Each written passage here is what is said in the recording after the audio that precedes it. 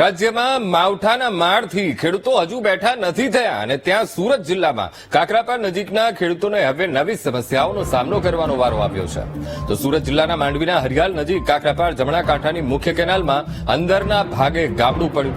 ગાબડું પડતા નજીકમાં ખેડૂતોના જે ખેતરો છે ખેતરોમાં પાણી ફરી વળ્યા છે. મુખ્ય કેનાલમાં ગાબડું પડતા સિંચાઈ વિભાગ દોડતું થયું છે અને તાબડતોબ ગાબડું રિપેર કરવાની કામગીરી હાથ ધરવામાં આવી છે. તો રિપેરિંગની કામગીરીને લઈને 2 દિવસ કેનાલ બંધ રાખવામાં આવશે, જેના કારણે ખેડૂતોને સમસ્યા થવાની સંભાવના છે. વહેલી સવારે કાકરાપાર મુખ્ય નહેર ખાતે લીમોદરા પાસે ગુમ પડેલ છે.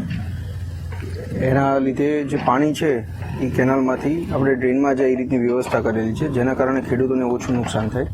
હાલ કયા પ્રકારની કામગીરી?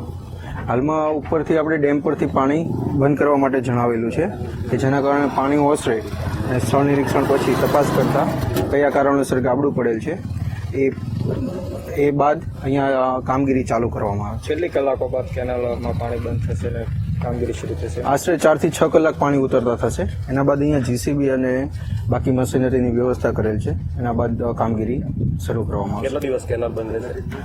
આશરે 2 થી 3 દિવસ, ત્યારબાદ તરત જ પાણી ચાલુ થઈ જશે. જિલ્લામાં ફરી એકવાર નહેરમાં ગાબડું પડવાની ઘટના સામે આવી છે.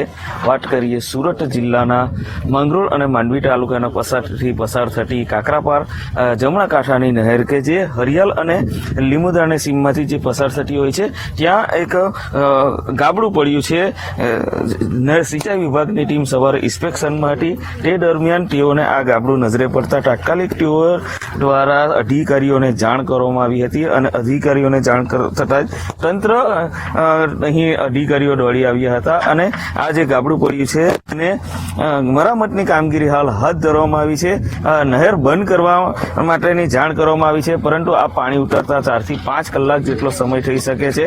તેને ધ્યાને રાખી તંત્ર દ્વારા હાલ જેસીબી દ્વારા જે મરમ્મત કરવાની કામગીરી હોય છે કરવામાં આવી રહી છે. નહેરમાં ગાબડું પડતા જે નજીકના ખેતરો છે એ નજીકના ખેતરોમાં આ નહેરના પાણી ફરી વળ્યા હતા, જેના કારણે ખેડૂતોને નુકસાન થવાનો વારો આવ્યો છે. હાલ જે ખેડૂતો હોય છે એ ખેડૂતો શેરડીની રોપાણ કરતા હોય છે, પરંતુ નહેર 3 દિવસ જેટલું બંધ રાખવામાં આવશે, કારણ કે જે સમારકામની કામગીરી કરવાની હોય છે એ 3 દિવસ બંધ રાખવામાં આવતા જ ખેડૂતોને ભારે હાલાકીનો સામનો કરવો પડી શકે એમ છે.